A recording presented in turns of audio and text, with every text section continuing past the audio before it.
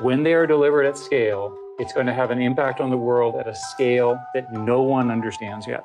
Eric Schmidt, the former CEO of Google, just did an interview at Stanford where he talked about a lot of controversial stuff. Initially, the interview was uploaded on Stanford's YouTube channel, but a couple days later, the interview was taken down from YouTube and everywhere else. But today, I was somehow able to access the interview video after spending multiple hours. So let's watch it together and dissect some important parts of the interview. In the next year, you're going to see very large context windows, agents, and text to action. When they are delivered at scale, it's going to have an impact on the world at a scale that no one understands yet. Much bigger than the horrific impact we've had by social media, right, in my view. So here's why. In a context window, you can basically use that as short-term memory. And I was shocked that context windows get this long. The technical reasons have to do with the fact that it's hard to serve, hard to calculate, and so forth. The interesting thing about short-term memory is when you feed you ask it a question, read 20 books, you give it the text of the books is the query, and you say, tell me what they say. It forgets the middle, which is exactly how human brains work too, right? That's where we are. With respect to agents, there are people who are now building essentially LLM agents, and the way they do it is they read something like chemistry, they discover the principles of chemistry, and then they test it, and then they add that back into their understanding. That's extremely powerful. And then the third thing, as I mentioned, is text to action. So I'll give you an example. The government is in the process of trying to ban TikTok. We'll see if that actually happens. If TikTok is banned, here's what I propose each and every one of you do. Say to your LLM the following. Make me a copy of TikTok. Steal all the users, steal all the music, put my preferences in it, produce this program in the next 30 seconds, release it, and in 1 hour, if it's not viral, do something different along the same line. That's the command. Boom, boom, boom, boom, right? You understand how powerful that is. If you can go from arbitrary language to arbitrary digital command, which is essentially what Python in this scenario is, imagine that each and every human on the planet has their own programmer that actually does what they want, as opposed to the programmers that work for me who don't do what I ask, right? The programmers here know what I'm talking about. So imagine a non-arrogant programmer that actually does what you want, and you don't have to pay all that money to. And there's infinite supply of these programs. And this is all within the next year or two. Very soon.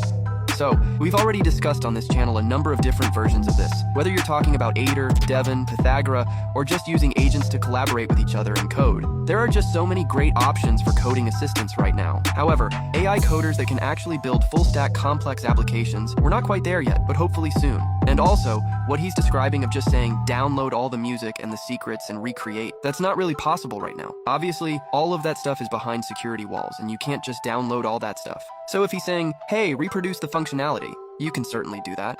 Those three things, and I'm quite convinced it's the union of those three things that will happen in the next wave.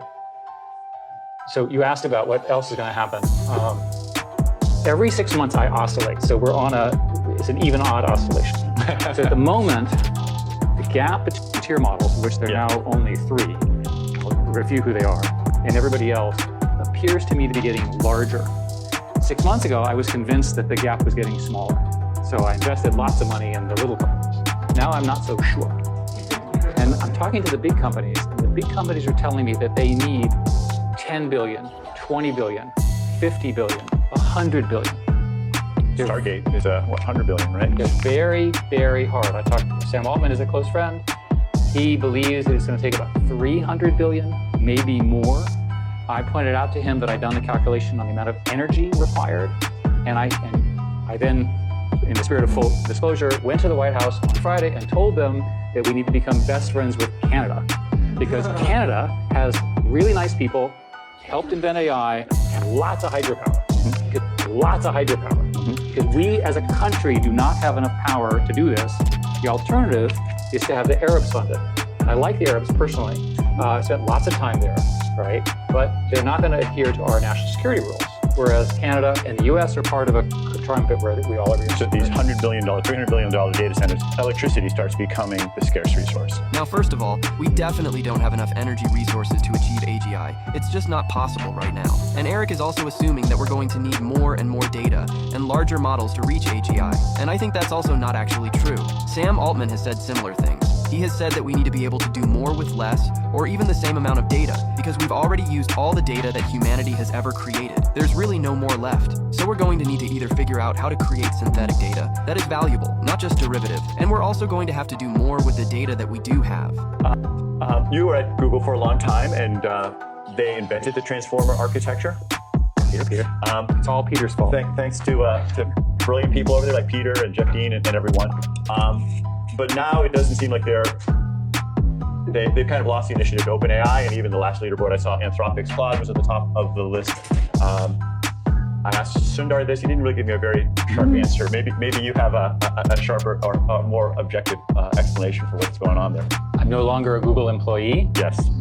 In the spirit of full disclosure, Google decided that work-life balance and going home early and working from home was more important than winning.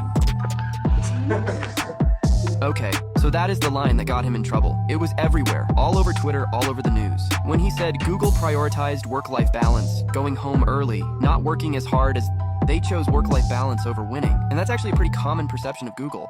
And the reason startups work is because the people work like hell.